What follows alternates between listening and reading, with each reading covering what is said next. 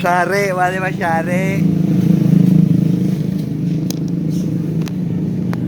Bab 3578. Beberapa kepala botak terlihat menakutkan. Di lingkungan Yuncheng pada malam hari, jalanan dan gang dipenuhi dengan suasana misterius malam yang menakutkan. Melalui kaca kedai kopi, Anda bisa melihat lampion berwarna merah terang di kedua sisi jalan, memancarkan cahaya redup. Ye Chong, Tai Wei dan Qiu Xiaosui sedang duduk di kedai kopi. Tai Wei mengangguk dan berkata, "Ya, hatiku telah dicuri." Tai Wei segera bertanya dengan suara rendah, "Apakah hantu yang melakukannya lagi?" Dia memandang Ye Chong dengan gugup. Ye Chong menggelengkan kepalanya. Saudara Wang di sebelahnya sedikit bingung. Mengapa Tai Wei begitu percaya tahayul? Apakah kamu berbicara tentang hantu? Dia tidak tahu apa yang dialami Tai Wei, Ye Chong dan yang lainnya di hotel itu. Saat ini, Ye Chong sedang memikirkan apa yang dikatakan Tai Wei kepadanya. Mungkin ini bukan kasus biasa. Ye Chong curiga mungkin ada praktisi yang terlibat di balik insiden ini. Ye Chong tahu bahwa ada metode jahat, yaitu menggunakan hati manusia untuk berlatih. Namun, Ye Chong tidak mengungkapkan pikirannya, yang mungkin terlalu mendalam bagi Tai Wei dan Qiu Xiaosui. Ye Chong, menurutmu apakah ada konspirasi di balik pembunuhan ini?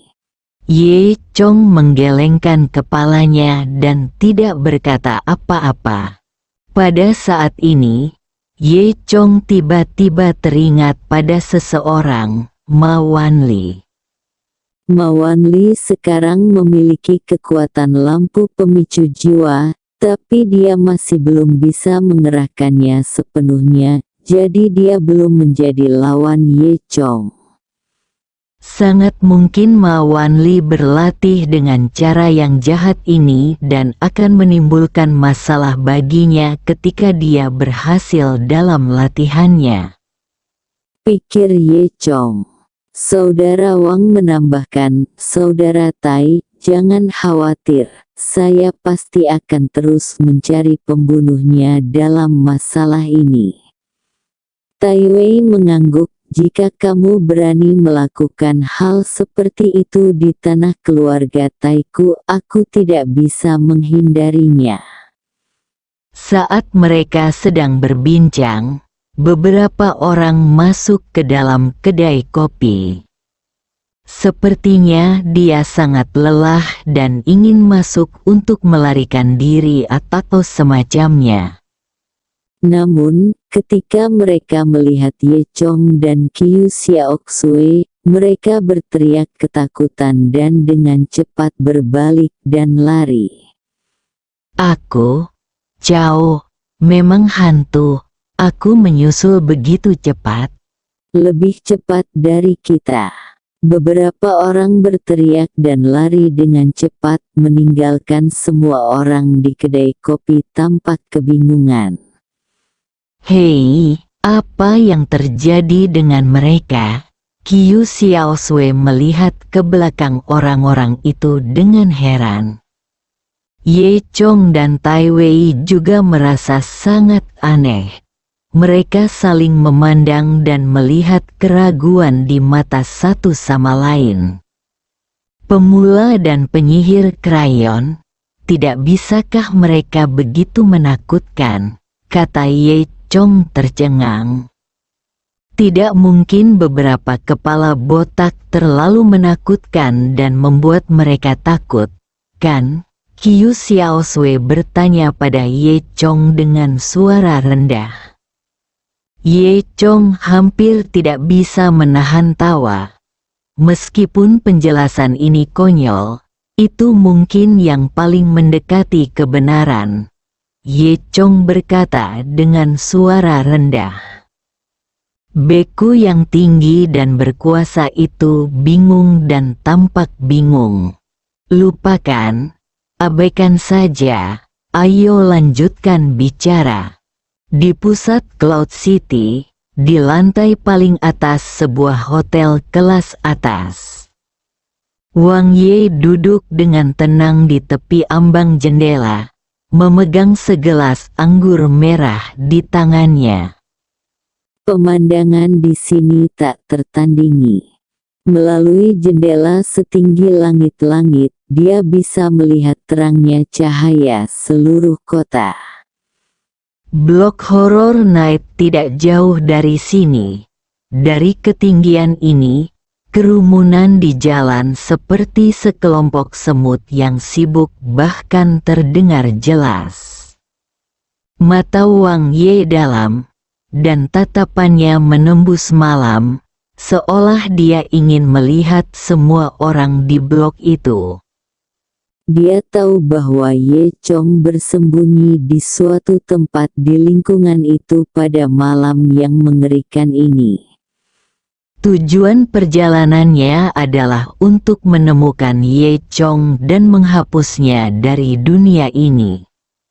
Di belakang Wang Ye berdiri seorang murid, mengenakan pakaian putih, dengan sosok tinggi dan wajah tegas. Wang Ye menyesap anggur merah perlahan-lahan, lalu bertanya, apakah semua orang sudah pergi?